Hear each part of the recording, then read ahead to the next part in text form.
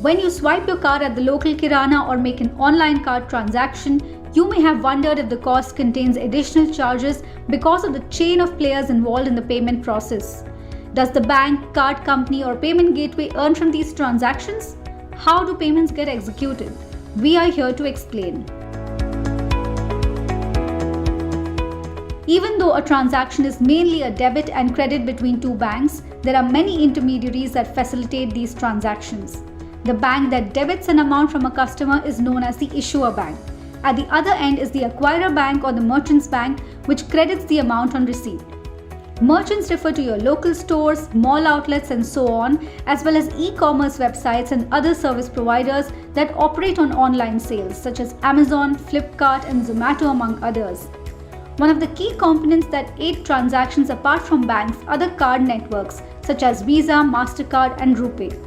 They provide customers with debit, credit cards, and extend offers on using these cards in tie-ups with banks. Then come the payment service providers or PSPs that act as a bridge between the banks of a customer and a merchant. In the physical world, a point-of-sales machine provider facilitates these transactions securely. Companies that provide POS payment services include Innovati Payment Solutions, Pine Labs, Paytm, etc. For online transactions, payment gateways such as PayU, Razorpay, BillDesk act as third-party players. The umbrella entity National Payments Corporation of India is also a chief component of India's payment ecosystem as it operates the Unified Payments Interface or UPI that facilitates instant transactions and settlements.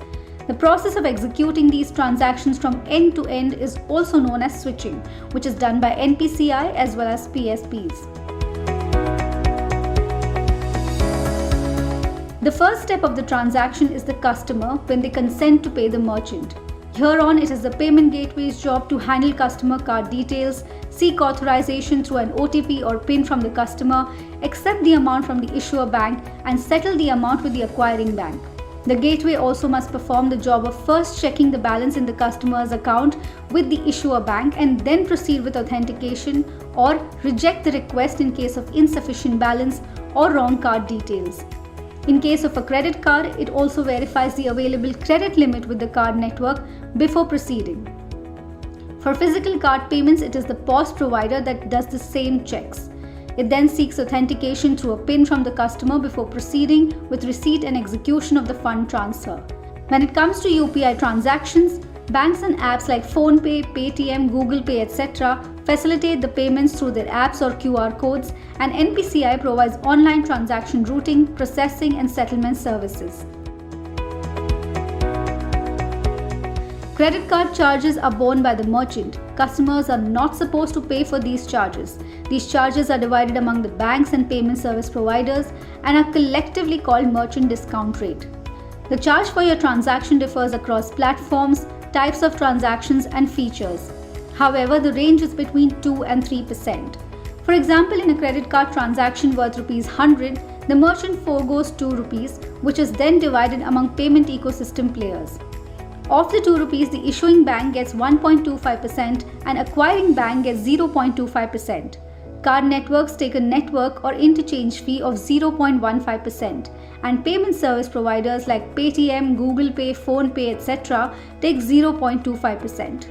The last 0.10% is for the POS machine provider or payment gateway.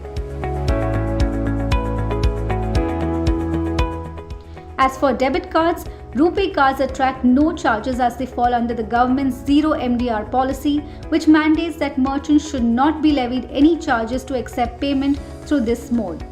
Visa and MasterCard debit cards attract MDR in the range of 0.4 to 0.9%, which is shared among the acquirer and issuer banks.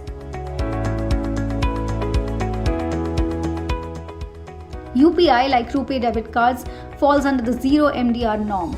Although UPI players do not make any revenue through transactions, it is helping fintechs cross-sell other revenue-generating financial services on their platforms. After a phenomenal growth in 2021, UPI is expected to continue its growth trajectory and enjoy a majority share of over 50% in Indian retail payments.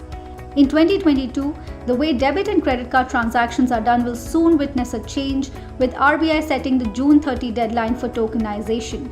Card details will not be stored on websites, and a token number that represents encrypted card details will be used instantly. Besides this, the central bank digital currency will usher in a new era in digital payments and transactions. However, further clarity is awaited from RBI on what model will be adopted.